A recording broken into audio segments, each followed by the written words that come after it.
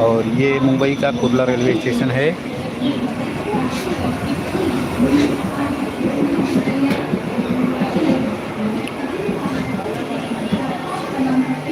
मुकेश का चैट वाला प्रॉब्लम मुकेश नहीं हो रहा है।